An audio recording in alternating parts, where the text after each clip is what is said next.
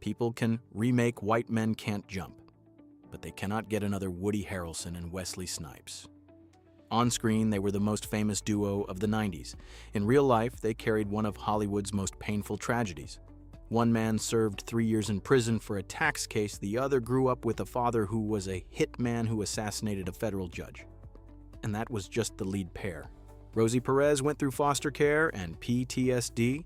Marquez Johnson lost his 15-month-old son. Dwayne Martin went through divorce, bankruptcy, and massive debts. Today we are looking back at 12 faces from White Men Can't Jump 34 years later. Not just to see how they aged, but to see what life did to them after the movie ended. And when you stay until the end, I will reveal 5 behind-the-scenes stories that even longtime viewers may still not know.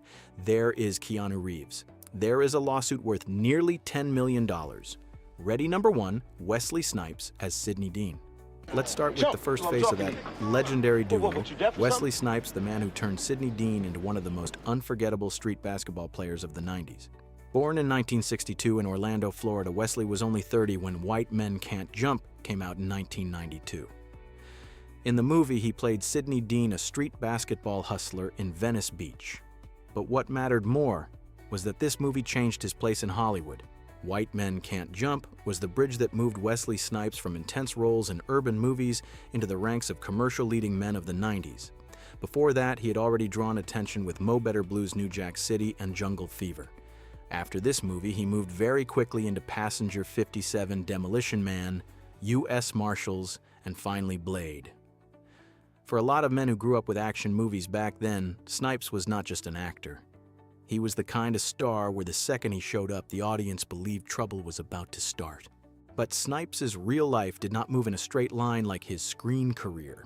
He was married to April Dubois from 1985 to 1990, then married Nak Young Park in 2003.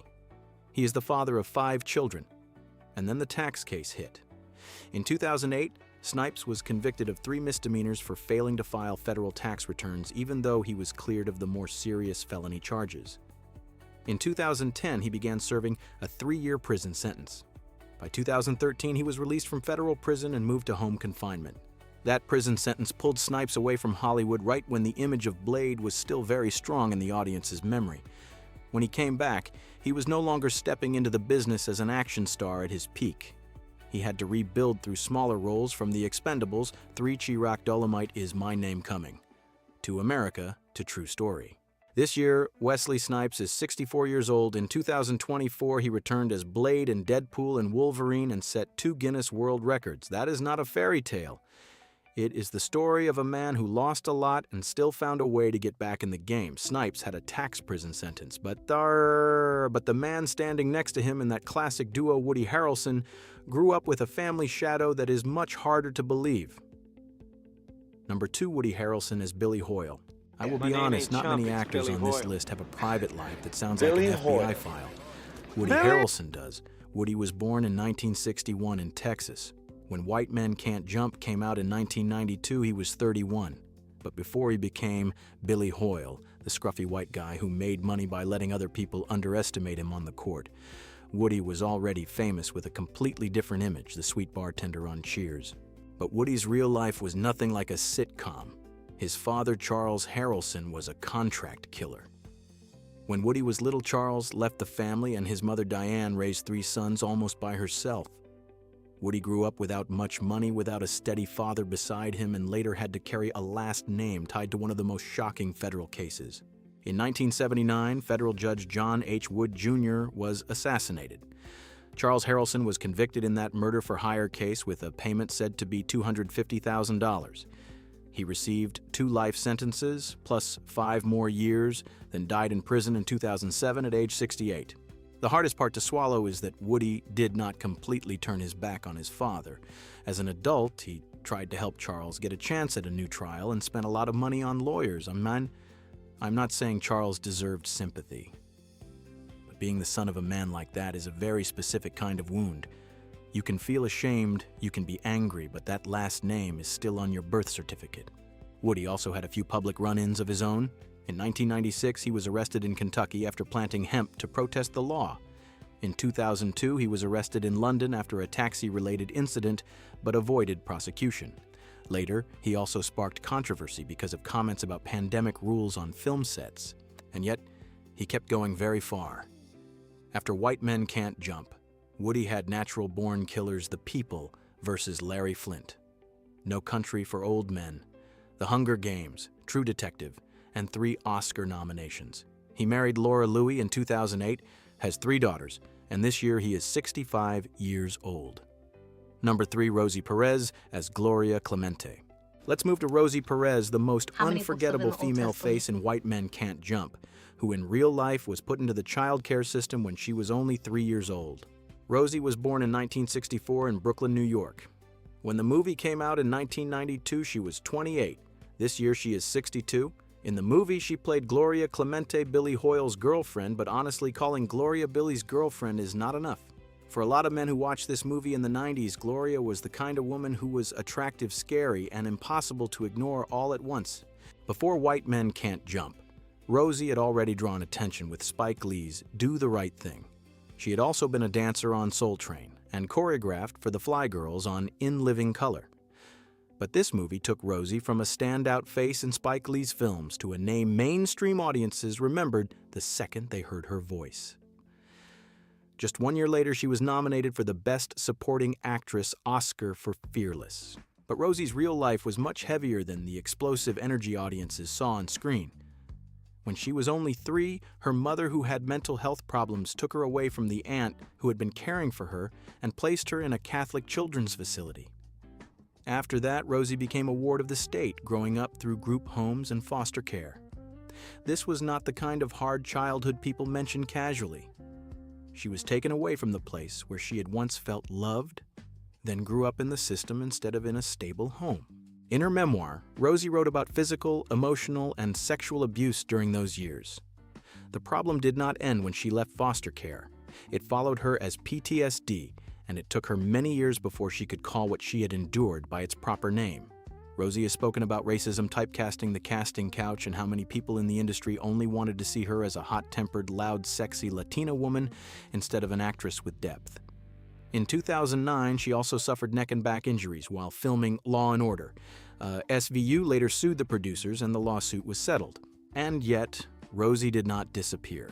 She wrote a memoir, spoke publicly about foster care, and PTSD, continued doing film, television, stage voice work, talk shows, and later received an Emmy nomination for The Flight Attendant. That is really impressive. Number 4, Tyra Farrell as Rhonda Dean.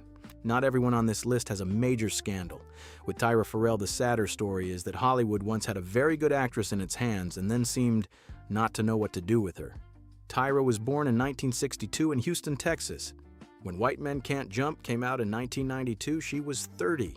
In the movie, she played Rhonda Dean Sidney's wife. This year, Tyra is 64. What is unfortunate is that Tyra had real momentum at the time.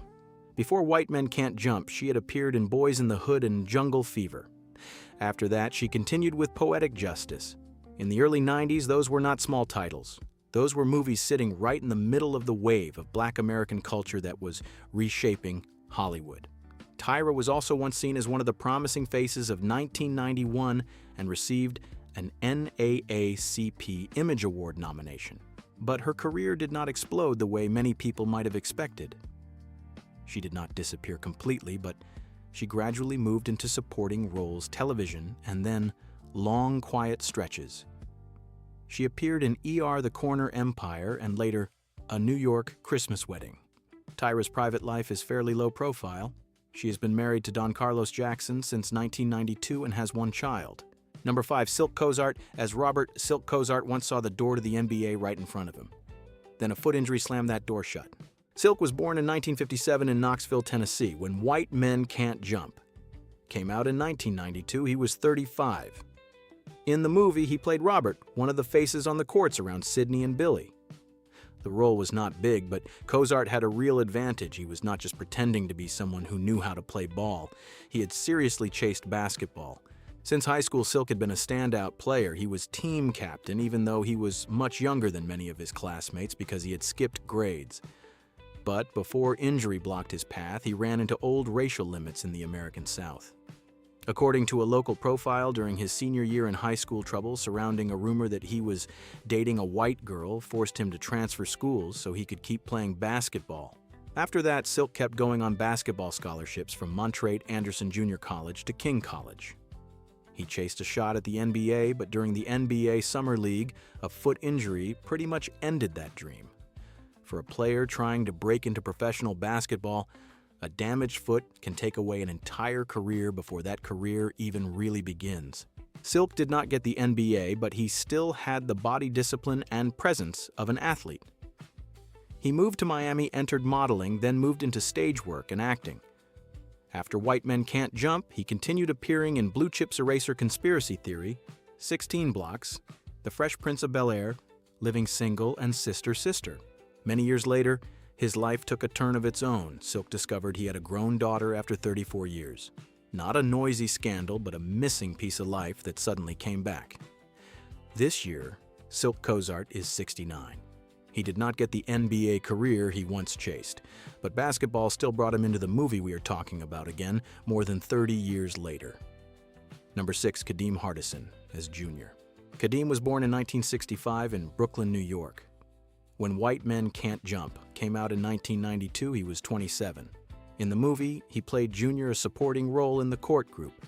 The role was not big, but for American audiences at the time, just seeing Kadeem made a lot of people immediately think of a different world. Before this movie, Kadeem was already Dwayne Wayne, the guy with the famous flip-up glasses from the sitcom A Different World. For many Americans who grew up in the late 80s and early 90s, Dwayne was not just a funny character. He was part of the memory of Hillman College black youth on television and a kind of man who was smart, awkward, but very charming. Because of that, White Men Can't Jump gave Kadeem another memorable film mark.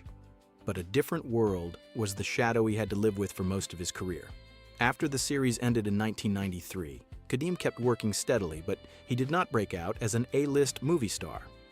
He appeared in Renaissance Man Drive, The Sixth Man Vampire, and Brooklyn Casey Undercover, Black Monday, The Lincoln Lawyer, and The Chi. That is a steady career, but audiences kept pulling him back to Dwayne Wayne. Kadeem's private life has not been as loud as a few others on this list. He secretly married singer Shantae Moore in 1997. They divorced in 2000 and have a daughter named Sophia. This year, Kadeem is 61. What is interesting is that the role that once cast a shadow over him has now become a legacy. Netflix has developed a follow-up to A Different World with Kadeem returning along with some familiar faces. Number 7, Ernest Harden Jr. as George. Ernest Harden was born in 1952 in Detroit, Michigan. When White Men Can't Jump came out in 1992, he was 40. In the movie, he played George a supporting court role. Before this movie, Ernest had been working in the business for more than a decade.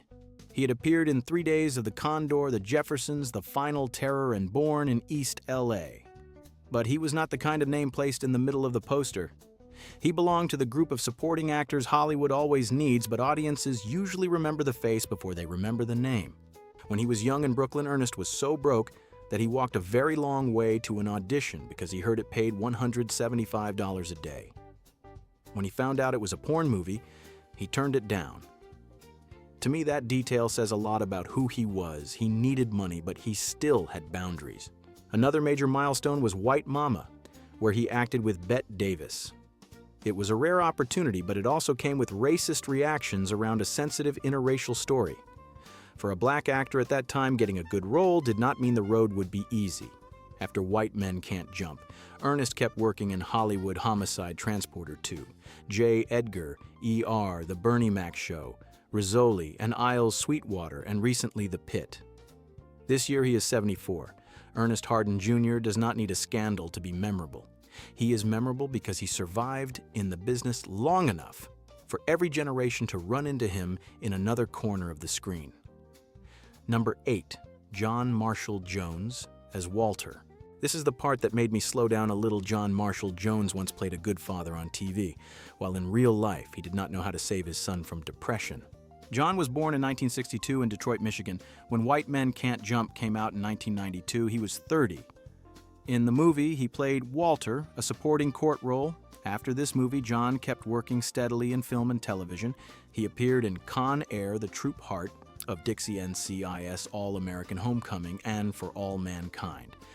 But for a lot of American audiences, he is best remembered for Smart Guy, where he played Floyd Henderson, a loving, strict single father who always tried to keep his family standing strong. In an interview, John said that when his son was 15, the boy started going through a very difficult period. It took 5 or 6 years for the family to understand that it was depression and find a path for treatment. During that time, John felt helpless and even felt like he had failed as a father. John has also talked about everyday experiences of racism in America, those small reactions that repeat long enough to become a burden. This year, he is 64, still working, still remembered as a reliable TV dad. But once you know the real story behind it, that image carries a different kind of weight. Number 9, Marquez Johnson as Raymond. Marquez was born in 1956 in Louisiana. When White Men Can't Jump came out in 1992, he was 36 years old. In the movie, he played Raymond, one of the faces on the courts around Sidney and Billy. This was a supporting role, but Marquez was different from many other supporting actors. He was not just playing someone who knew how to play ball. He had been a real NBA star. Before appearing in this movie, Marquez had a very serious basketball resume.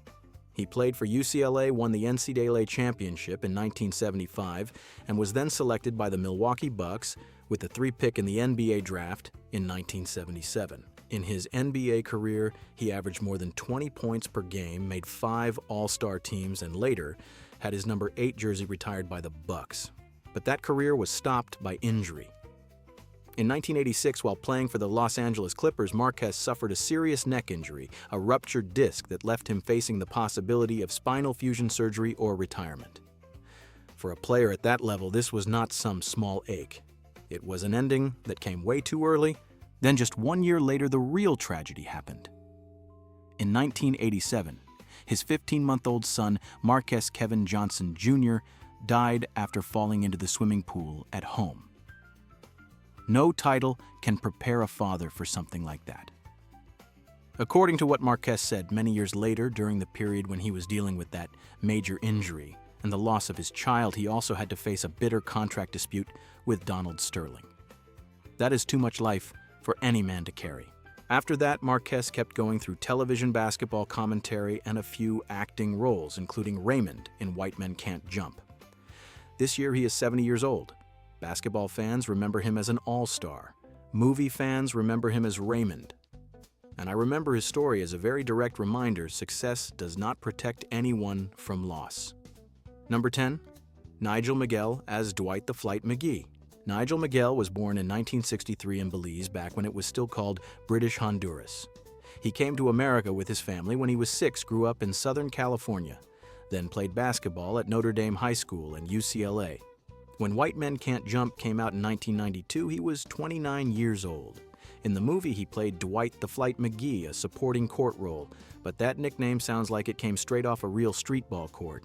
Before acting, Nigel was a very serious player. He is credited as the first Belizean to play Division I sports in America, was All Pac-10, Pac-10 Defensive Player of the Year, and helped UCLA win the NIT in 1985. After that, he was selected by the New Jersey Nets in the NBA draft in 1985. It looked like the opportunity had arrived. After a stint in the CBA, Nigel was invited to training camp by both the Nets and the Lakers. He chose the Nets because of the 2-year contract and what seemed like a better chance to play. But in the final week of training camp, he broke the heel bone in his left foot.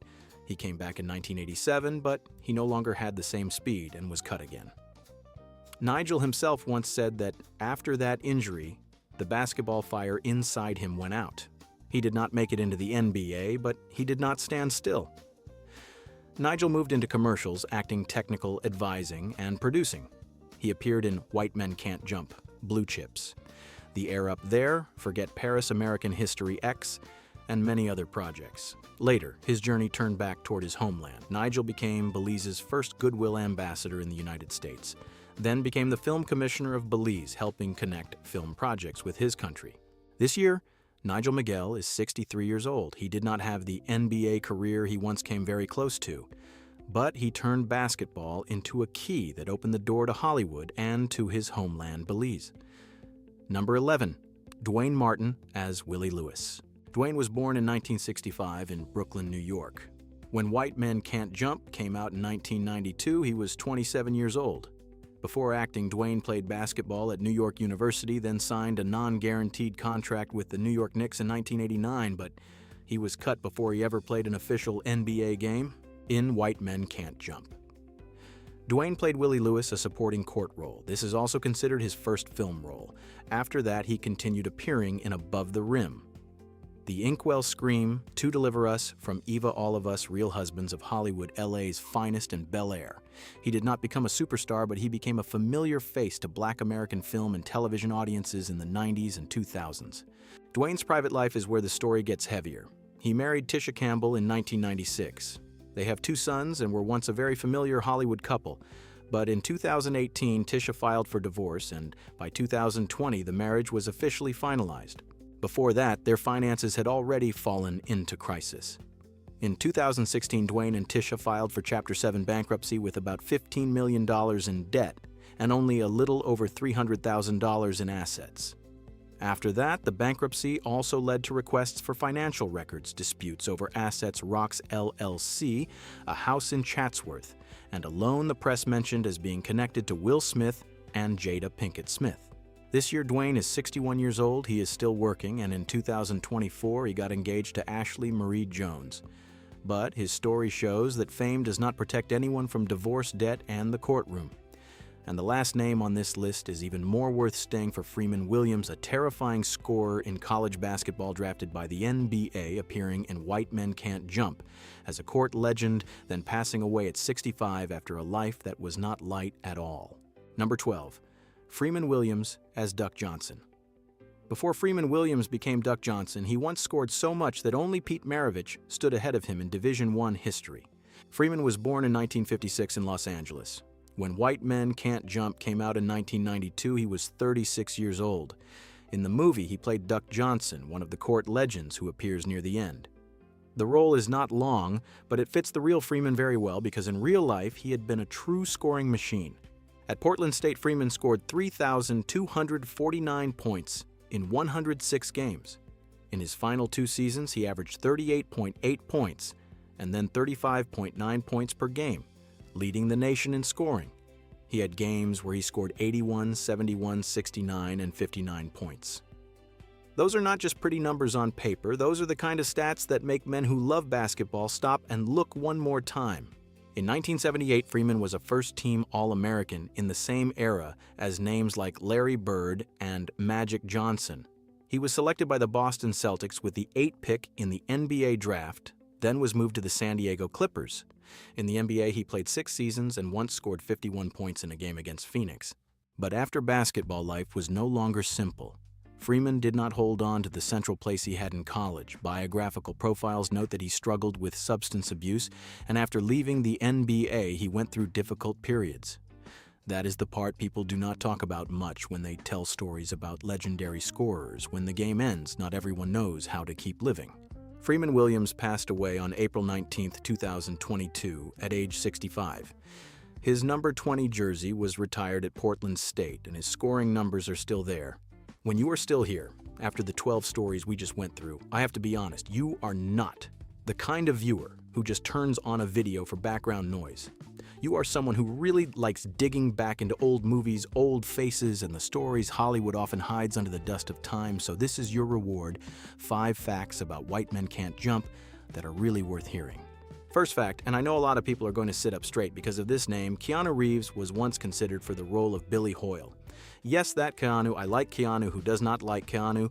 But try to imagine him standing next to Wesley Snipes as Billy. The movie might still have been interesting, but it would have had a completely different color. Billy Hoyle needed a scruffy, stubborn, slightly self-destructive kind of energy, the kind that sometimes makes you want to yell in his face. Woody Harrelson had exactly that quality. Fact number 2. Wesley Snipes and Woody Harrelson played basketball much better than many people think. According to their basketball coaches, both of them reached a skill level good enough to start for an NCAA Division III team. That explains why the basketball scenes in the movie do not feel fake. You can fake a lot of things in a movie, but men who have watched basketball long enough we'll notice very quickly who actually knows how to play and who is just running after the ball to look good in the frame. Fact number 3. Ron Shelton won a lawsuit against 20th Century Fox and was awarded nearly $10 million in profits. This is the very real Hollywood part. A movie can win at the box office. Audiences can love it, actors can have their lives changed by it, but behind the scenes it can still turn into a money fight. Shelton won the lawsuit, but the cost was that his relationship with Fox pretty much ended. He never worked for the studio again, and plans for a sequel or a television series were also shut down. Fact number 4. Even though Wesley Snipes' name is often placed before Woody Harrelson's, the story revolves very strongly around Billy Hoyle. Sidney is the loud soul of the court, but Billy is the one carrying the most conflict, debt, Gloria, pride, ego, and that habit of ruining himself right when life has just given him a chance. So I am asking you honestly, to you, who is the real heart of the movie, Sidney or Billy? Final fact, this movie pushed both Snipes and Harrelson to another level. Before that, Wesley was still rising after Mo Better Blues, New Jack City, and Jungle Fever. Woody was still seen by many people through his sitcom image from Cheers. After White Men Can't Jump, Snipes went straight into the ranks of action stars of the 90s, while Woody proved he was not just the funny guy from television. Some movies only succeed at the box office. White Men Can't Jump did more than that. It changed the career direction of the two men standing in the middle of the poster. Looking back at them after more than 30 years, I see one very simple thing: actors age just like we do. The only difference is that their youth is preserved on screen. Wesley will always be Sidney out on the court. Woody will always be Billy with that messy shirt and a head as hard as stone. Rosie will always be Gloria, the woman who could make any man in the movie shut up for a few seconds. But in real life, they also went through age mistakes, loss, family, illness, money, and the scars time leaves behind. Now, I want to hear your treasure. Where did you first watch this movie? Who were you with? And what scene is still stuck in your head today? Weird Movie Secrets is still a small channel, so I can easily read everyone's comments. If this video pulled you right back into the smell of 1992, hit like, subscribe, and stay with me.